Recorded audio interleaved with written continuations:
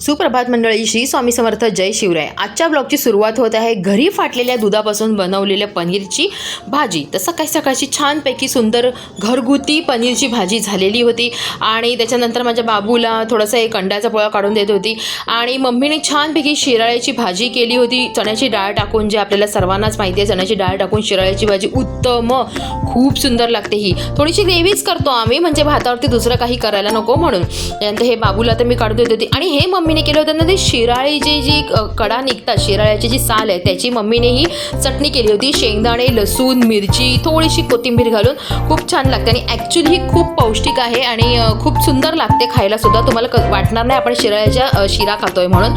आणि आज नवीन स्टॉक आला होता, तर दुकानात भरपूर काम होतं, सर्व लेबलिंग आणि सर्व करायचं होतं. हे बघा, मी छानपैकी असं डिस्प्ले लावलेला आहे. छोट्या मुलांचे कुर्तेसुद्धा आता मी चालू केलेले आहेत आणि फायनली माझ्या मम्मीने केलेला जो हार आहे तो एक्स्ट्रा मम्मीने वाढवला आणि छानपैकी आपल्या छत्रपती शिवाजी महाराजांना तो छानपैकी लांबी रुंदीने सुंदर झालेला आहे तो हार.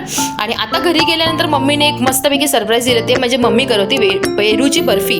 त्यासाठी तिने असं केशर भिजवून ठेवलं होतं आणि साईडला ग्रीसिंग करून ठेवलं होतं एका भांड्यामध्ये. आणि पेरू तिने उकडला होता, त्याच्यानंतर तो मिक्सरला ग्रेव्ही केली ही अशी, त्याच्यात साखर टाकली आणि हे तिने आता पूर्ण थोडा वेळ घट्ट होईपर्यंत ही फास्ट मीडियम गॅसवरती तिने ती अशी गरम केली आणि घट्ट केल्यानंतर अशी तिने छानपैकी ह्याच्यात ठेवली त्या ग्रीसिंग केलेल्या भांड्यामध्ये.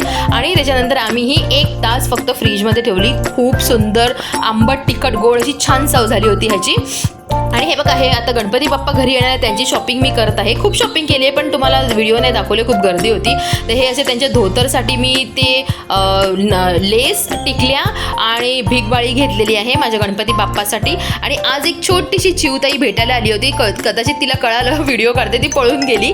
आणि मम्मीने छानपैकी सर्व भाज्या मिक्स असा भात केला होता. पण माझी क्रेविंग आज वेगळीच होती. आज मला खायचं होतं दूध भात. म्हणजे तुम्ही कधी लहानपणी दूध भात खाल्ला आहे का?